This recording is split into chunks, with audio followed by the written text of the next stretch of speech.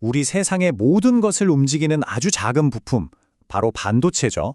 오늘은 이 작은 칩이 어떻게 1조 달러, 우리 돈으로 무려 1,300조 원이 넘는 거대한 경제 빅뱅을 일으키고 있는지 그 비밀을 파헤쳐 보겠습니다. 자, 이 사진 한번 보세요. 정말 놀랍지 않나요? 이렇게 손가락 끝에 겨우 올라가는 이 작은 녀석이 말 그대로 1조 달러 규모의 산업 전체를 움직이는 심장이 된다는 겁니다. 스케일이 정말 어마어마하죠. 네, 1조 300억 달러. 오늘 이야기의 핵심이 바로 이 숫자입니다. 이게 어느 정도냐면요.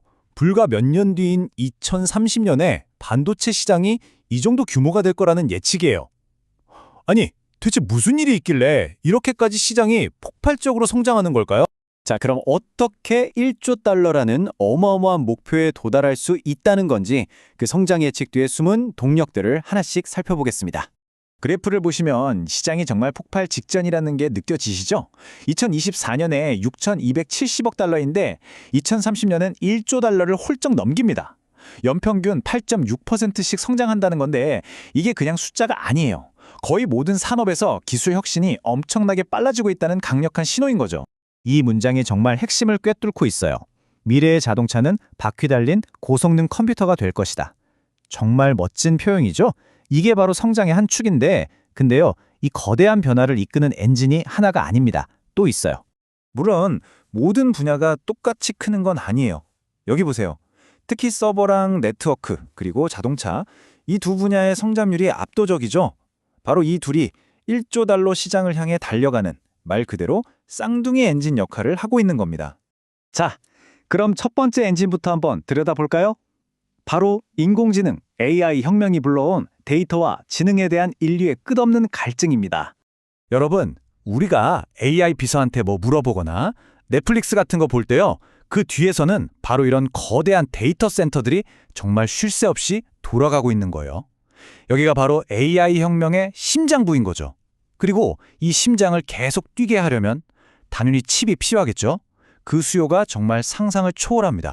AI가 이렇게 똑똑하게 돌아가려면 어마어마한 전기를 먹습니다. 보세요. 2030년까지 데이터 센터가 쓰는 전기가 2배 이상 늘어날 거라고 하잖아요. 이 말은 곧 전기는 덜 쓰면서 성능은 더 좋은, 그러니까 훨씬 더 스마트한 칩이 절실하게 필요해진다는 뜻입니다. 근데 여기서 진짜 재밌는 게 있어요. 그냥 칩 개수만 늘어나는 게 아니라는 겁니다. 칩의 종류가 바뀌고 있어요. 예전엔 이것저것 다 하는 범용 칩을 썼다면 이제는 AI 연산만 전문으로 하는 AI 가속기라는 칩이 대세가 되는 거죠. 2030년이면 데이터 센터 칩 시장의 절반 이상을 이 녀석이 차지하게 될 겁니다. 전문화의 시대가 열리는 거예요. 생각해보세요. 데이터 센터가 아무리 빨라도 데이터가 오가는 길이 꽉 막히면 아무 소용 없잖아요? AI가 만들어내는 이 엄청난 데이터들을 감당하려면 데이터 센터를 연결하는 통신망, 그러니까 이 디지털 고속도로 자체를 싹 다 업그레이드 해야만 합니다. 자, 첫 번째 엔진은 AI 혁명이 저 멀리 구름 속 클라우드에서 벌어지는 일이었다면 두 번째 엔진은 바로 우리 눈앞, 이 도로 위에서 펼쳐지고 있습니다. 바로 자동차 산업의 전례 없는 대변혁이죠. 겉에서 보면 뭐 그냥 우리가 알던 자동차랑 비슷해 보일 수 있어요. 하지만 속을 들여다보면 완전히 다릅니다. 이제 자동차의 심장은 기름 태우는 엔진이 아니에요. 수많은 칩과 프로세서로 꽉 찬 이 머더보드, 말 그대로 바퀴 달린 슈퍼컴퓨터가 그 자리를 차지하고 있는 거죠. 이 변화의 가장 큰 동력, 바로 전기차입니다. 그래프를 보면 아시겠지만 전기차 판매는 폭발적으로 늘고 내연기관차는 점점 줄어들고 있죠. 근데 이게 왜 반도체 시장에 그렇게 중요하냐고요? 간단합니다. 전기차 한 대에 들어가는 반도체 가격이 내연기관차랑은 그냥 비교가 안 될 정도로 비싸기 때문이에요. 바로 이겁니다. 전기차는 배터리에서 모터로 가는 엄청난 전력을 정밀하게 제어해야 하거든요.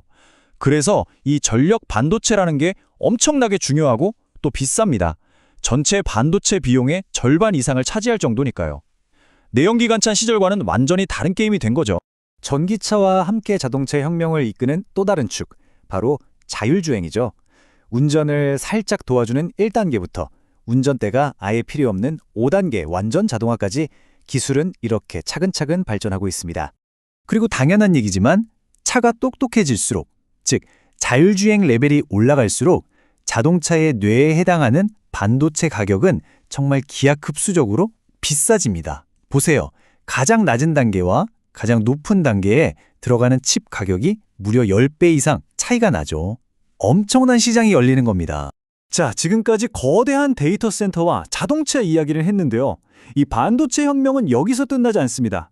이제 우리 삶에 가장 가까운 곳, 바로 우리 집 안으로, 그리고 심지어 우리 몸 위로 들어오고 있습니다. 사실 냉장고나 세탁기 같은 기존 가전제품 시장은 이제 거의 성장을 멈췄어요. 하지만 AR, VR 헤드셋이나 개인용 로봇처럼 지금까지 없었던 새로운 종류의 스마트 기기들이 속속 등장하면서 반도체 시장에 새로운 바람을 불어넣고 있습니다. 한번 생각해 보세요. 요즘 나오는 TV는 AI가 알아서 화질을 좋게 만들어주고 냉장고는 안에 뭐가 있는지 알려주죠. 손목에 찬 스마트워치는 내 건강 상태를 체크해주고요.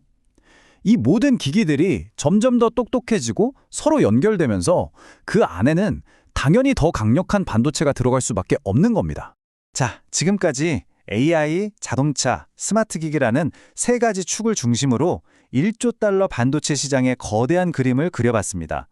그렇다면 이 엄청난 변화의 흐름이 과연 우리에게는 어떤 의미를 갖는 걸까요? 오늘 내용에서 딱 세 가지만 기억하시면 됩니다. 첫째, 우리 주변의 모든 것이 AI 덕분에 훨씬 더 똑똑해질 거라는 것. 둘째, 이제 자동차는 마력이 아니라 컴퓨터 성능으로 평가받는 시대가 온다는 것. 그리고 마지막으로 이 모든 변화의 심장에는 결국 데이터를 처리하는 반도체가 있다는 사실입니다. 한때 석유가 세상을 움직였죠. 이제는 바로 이 반도체가 새로운 석유, 즉 미래 산업의 혈액이 되었습니다. 이 거대한 기술 패권의 전환기 속에서 과연 미래의 공급망을 장악하는 최후의 승자는 누가 될까요? 이 질문을 남기면서 오늘 이야기는 여기서 마치겠습니다. 감사합니다.